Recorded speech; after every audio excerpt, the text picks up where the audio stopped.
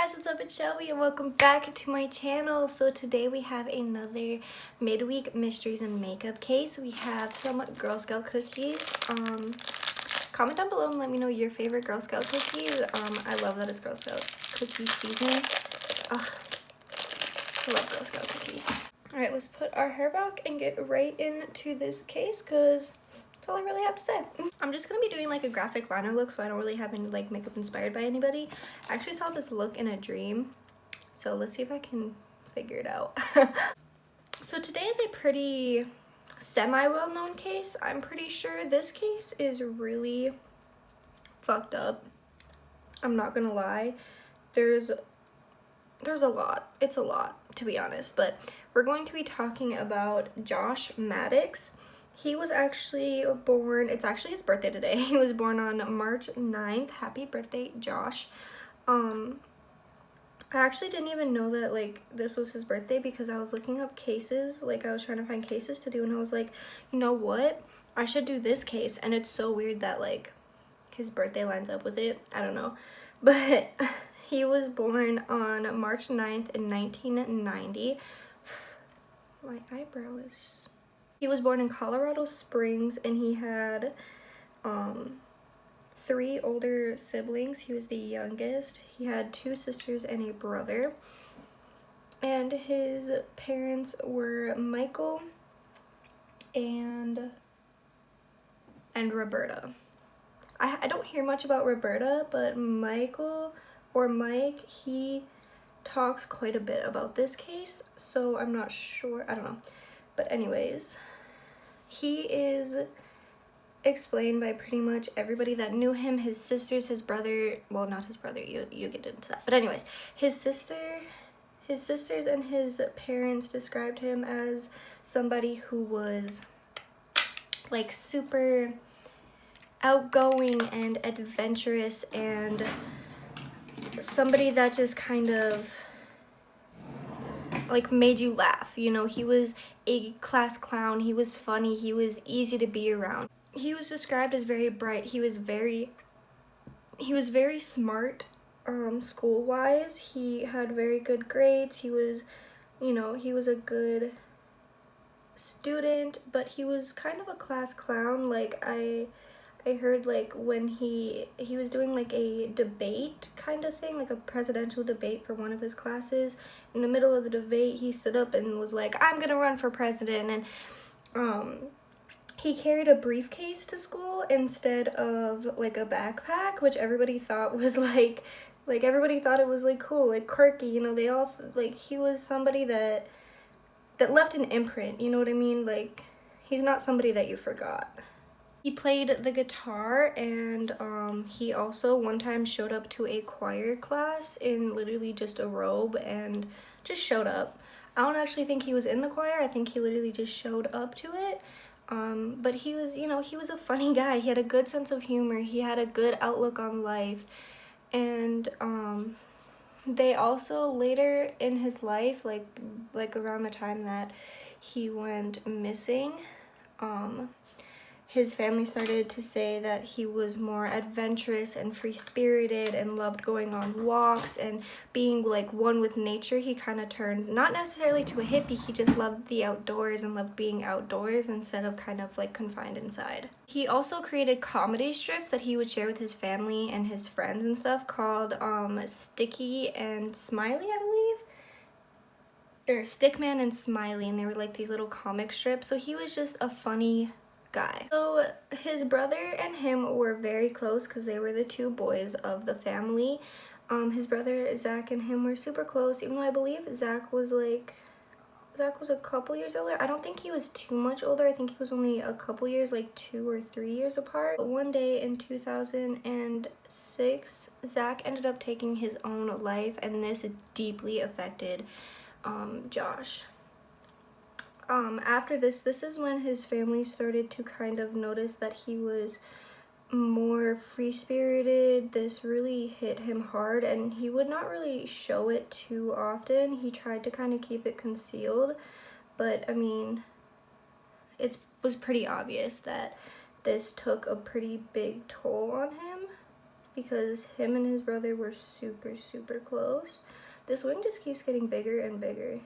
But this is when he became more free-spirited, you know, was one with nature and was starting to take these long walks. It really affected him because he had never really experienced like death like that. So it was very impactful on his life. His family also said people were, well, they were a little bit more concerned because he started to become more quiet and reserved, and he wasn't this like open person and like bubbly and laughy and making jokes and stuff. He became more quiet, and his family and his sisters and stuff were pretty like concerned and stuff. But I mean, that's just how he dealt with it, I think, was to just deal with it internally before he decided to deal with it externally. But that's just me. But then just 2 years later, in 2008, on May 8th, Josh left his house and he was never seen after that point alive. So his dad explained it like one day he woke up, Josh was there, everything was good, he left for work, or Josh left, and then he never came back.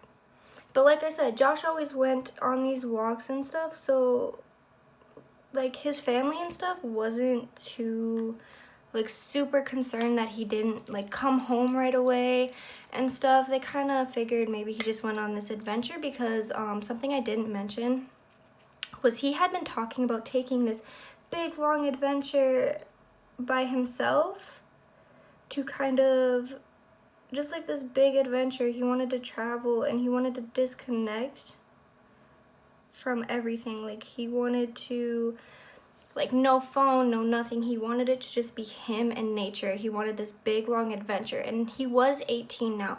So his family wasn't super concerned when he didn't come back right away. They figured maybe he's on this trip. Next day, when they had heard absolutely nothing from him, they decided to call, you know, his friends and stuff and, you know, see if they had seen Josh or if they told him, you know, like where he was going or something. But none of his friends or anything had seen him that, like, yesterday, like the day before when he went missing. They all said that they had not heard from him, and they didn't really think too much of it because, again, he was 18. He was talking about this adventure. Maybe he was taking this adventure, so they didn't really think too much of it. They figured he would just come home eventually because he always did. But 5 days later, Josh had not came back yet, so that is when they decided to get the police involved. And there's so much speculation on why it took 5 days for the police to be involved and like contacted. But then again, Josh was 18. He did regularly take these walks and stuff by himself for like a while at a time. Like, I see where his parents are coming from, but seeing the way this turned out, you know, you can never determine, you know what I mean? You can't predict what's gonna happen in the end. So I get where his parents are coming from, but I really wholeheartedly don't believe his parents had anything to do with his disappearance whatsoever. But they involved the police, but the police were like, well, what do you want us to do? He's 18 years old. He legally can run away and not tell anybody if he wants to. He's 18. So they didn't really do anything about it, but they did end up putting a missing poster out for him just in case somebody's, you know, like Josh saw it and was like, oh, my family's worried about me, I should probably like let them know like I'm not missing, like I'm okay. But nothing came of it. There was no leads, nobody called in about this, nobody spotted him, anything. I'm gonna read you guys a quote from his father, Mike, that really, it broke my heart and it really put stuff into perspective. So I'm gonna read this really quick. I'm gonna look down so I can get it word for word. Mike said, "It's tough to be a parent. You try to raise your kids, and when they get close to 18, you think they're pretty much grown up, but they're not. They still need a lot of help." Which is so true. You always think, even kids think, you know, like at the age of like 16, 17, 18, 19, 20, you think I got this, you know what I mean? Like, I'm an adult now, I don't need help, but when in reality you really still need your parents' help. And but yeah, police did not, like I said, they did not think there was a crime committed. They didn't think like foul play was involved with his disappearance, so they really just put up a missing poster and said, see if he comes back, pretty much. But his family did not take that for an answer. They continued to search for him by themselves for years and years, hoping that, you know, they would find him or he would come home, but sadly he never did. And Mike and Roberta ended up getting a divorce, but Mike stayed in the house because he knew if his son were to come home, he would come home to that house, and he wanted to be there for him when he did, which again also just absolutely breaks my heart. But then in August of 2015, a boy's body was found. This body had only been discovered because it was found in a cabin chimney. And it had only been found because they were demolishing this place to kind of turn this, they were like demolishing this whole area to turn it into like a bunch of like little apartments or cabin areas. So that's the only reason this body was found. Now, Josh had his right index finger, I believe. Yeah, his right index finger, the tip of it had been cut off in a bike accident when he was younger. So they used that and dental records to identify this body as Josh's. Now, Josh was a 6'2", 150-pound boy. He was skinny and tall, and he was found in the chimney of this cabin. He was found in the chimney. Now, this is like, seems like a pretty cut and dry case. Something happened. He climbed in, couldn't get out. But he was found in the fetal position. His knees were above his head.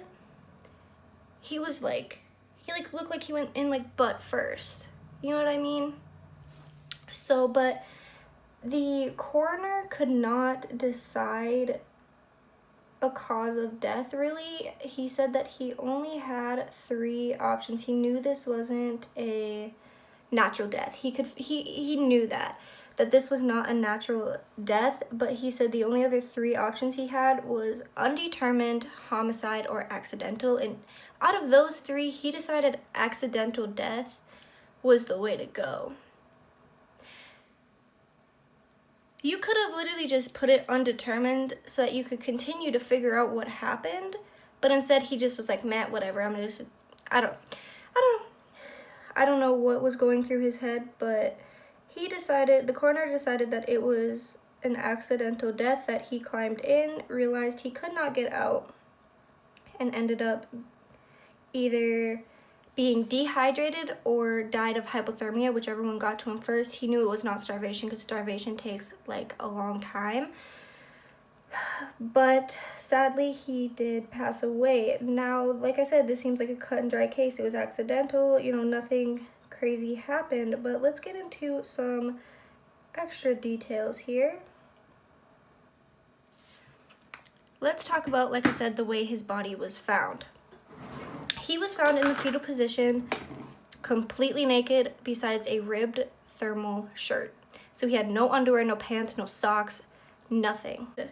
Guess where his clothes were found? Inside the cabin that they said he was trying to get into and realized that he couldn't. Yeah, so he was obviously inside the cabin. Anyways, continuing on to the list of odd things. 2, there was a metal barrier inside that they found. Let's talk about the cabin. Okay, the cabin was owned by somebody named Chuck.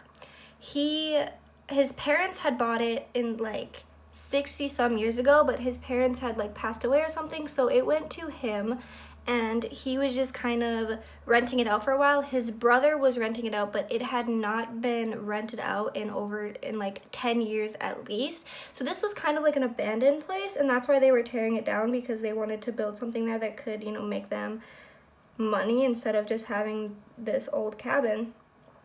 And so when, you know, he had done routine checks in this cabin before, like, it's not like this cabin has been unattended for 10 years. He would go in, but he said he never looked up the chimney because there was, like, a big metal, like, almost like, you know, jail bars. It kind of was like that pushed up against the, like, the hole of the chimney, like, you know, where you put wood and stuff. It was pushed up against there, and he didn't want to move it because it was heavy. But it looked like it had, like, been ripped off of the wall and put there. Like, it wasn't something that, like, regularly was put there, but he didn't really think much of it. He figured maybe his brother did it to, like, stop, like, rats and stuff coming in from the chimney. But the other thing the owner said was at the top of the chimney there was this rebar that stopped animals from coming in through the chimney that literally you could not just, like, take off. Like, they literally had to rip it off to get it off to send it to, like, the junkyard when they were trying to demolish this place. Like, you literally had to rip it off. And so, but, like, how? So how did he get in there? If, one, he came in from the top, that's what we decided that. So then the coroner decided that he came in from the inside and tried to go up. But why would he go up if he, one, could not get in from the bar that was there, or from the top where the rebar was on the outside? I don't know. This does not seem accidental at all, especially the fact that he was found naked.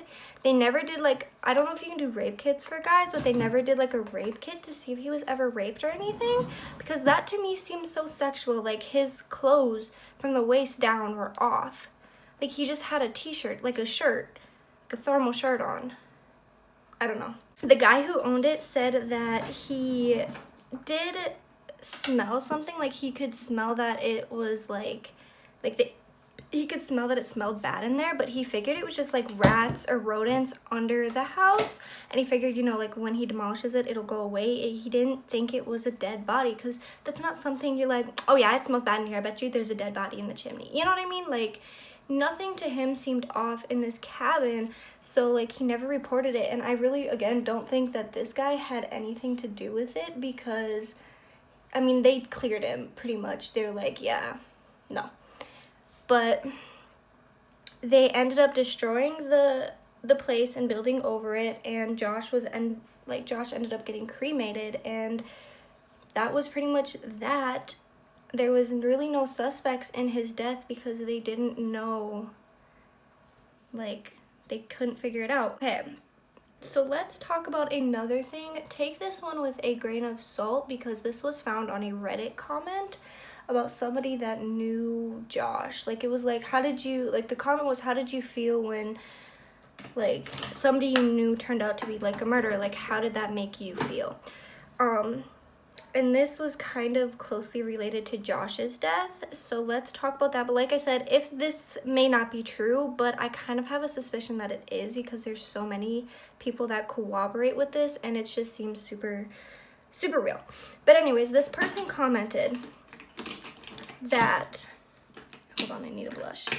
So let's talk about these people and, like, what led up to it. And yeah, so Josh had this one friend that I could not find the name of, but he was friends with this guy, and they also knew this kid named Andy that went to their school. This kid, Andy, they weren't really friends with, but, like, they weren't, like, enemies or anything. Like, they knew about each other, they hung out here and there, but they weren't like, oh, besties. But I guess Josh and this guy were super close, though. But once everybody graduated, I guess this friend and Andy ended up becoming, like, close. You know what I mean? And he was telling this friend that him and Josh were actually planning a trip to New Mexico before he died.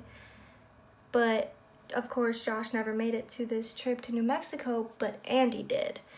Now, when Andy went to New Mexico, he ended up doing drugs with this guy who was, like, a caretaker. Like, he was, like, a caretaker for somebody who had a disability. So he was doing these drugs with this guy, and this guy was kind of like letting him stay there and stuff. And this caretaker went out and took a shower. And when he came back, Andy was gone, and the guy he was like taking care of was stabbed to death. And Andy was nowhere to be found. Yeah. Andy ended up getting arrested for this. He was found in, I think, Texas. He was found and arrested for it, and I don't know if he served jail time for it or not, but I know he was, like, ended up getting arrested for it.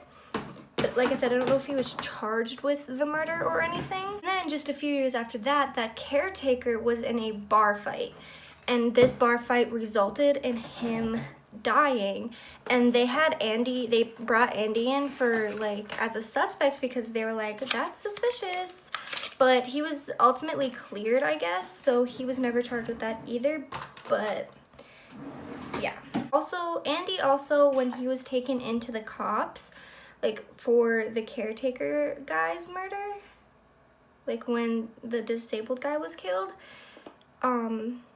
Andy told the cops there that he had actually murdered somebody else. He murdered this female and shoved her body in a barrel, like stuffed her in a barrel, and he brought her to this barrel, and it corroborated his story. There was a woman in this barrel. And again, I don't know if he got any jail time, but Andy has so many charges in New Mexico. Like, he has so many arrests there for crazy shit like that. Like, he's obviously a murderer. He's killed 2 people already, right? So he's a pretty good suspect. And he claimed that he was supposed to go to New Mexico with Josh. So let's go back to when Josh went missing in 2008. People from his school, like, you know, his friends and stuff, told the police that this guy was suspicious. They told him, they literally were like, dude, this guy, Andy dude, no, he's not cool. The last time that we seen Josh, he was leaving with Andy. So the last time Josh was ever seen was by his peers who saw him with Andy, a known murderer now. But the cops stopped returning the calls, stopped answering the phone, and literally just brushed it off. Okay. And the other thing too is when this all came out, Andy was going around telling people that he put Josh in a hole. He put Josh in a hole. I don't know. But the cops were told of this as well, and the cops did nothing. They just tore the building down. Josh was cremated, and that was that. They have made no arrests. They have made nothing. They did nothing. Nothing at all has been, no arrests were made, no suspects were brought in. That was literally, that was that. So, I'm going to tell you guys what I think might have happened. This is just a theory. I do 100% believe that Andy did it. But what I think might have happened is maybe him and Andy, okay, were going, like, they were cool. They were buddies. They did these walks together maybe. Maybe they did drugs together, okay? So Andy was like, listen, I know this place that we can go do drugs, right? So he walked him to this cabin, right? They got in the cabin, whatever. They did some drugs. And maybe, just maybe, this is just what I think based off the evidence that has been presented, because he was found naked. Maybe Andy decided he wanted to have sex. And Josh was like, no, dude, I don't rub that way. Like, I'm not gay. And Andy got mad and possibly killed him, or raped him then killed him so that he wouldn't tell anybody, and then stuffed him up there, put the rebar in there so that he wouldn't, like, come down, get out, like, he wouldn't be able to get out, and then just left. because he was obviously in there. Like, he was obviously in the cabin. That's where his clothes were found. And I don't think he would have been able to put himself the way he was found by himself. I think somebody had to physically put him in that position in there. I think that would be a very likely theory. But I'm not 100, like I said, I don't know. That's just what I think could have happened based on what we know about the murder. But it is still technically unsolved. I mean, I guess it's solved, but it's solved as an accidental death, which is complete and utter bullshit. Don't believe that. But let me know what you guys think happened. I really do think that Andy is the one who did it, and he's just getting away with it. And I never seen if he was charged with those murders, so maybe he has a connection to the police in Colorado Springs. Like, maybe he has a connection with the people that are there, like the cops. Like, maybe it's his uncle, his dad, I don't know. But maybe he has a connection with them, and that's why they're brushing it off so much, to keep him out of trouble. And if he was never actually formally charged with the murders in New Mexico and for that one girl, maybe it's because he does have some kind of police connection, and that's why the police didn't really put forth any effort to find Josh's murderer or figure out if it was a murder or not. I think that's a very likely theory. But let me know what you guys think happened down below. Happy birthday to Josh, and I hope he is resting easy. This is such a sad case, especially for the family, because they lost both of their boys within 2 years. My hearts just go out to the family, and like I said, I hope Josh is resting easy with his brother up in heaven, and everything is good. That's just all I can hope for.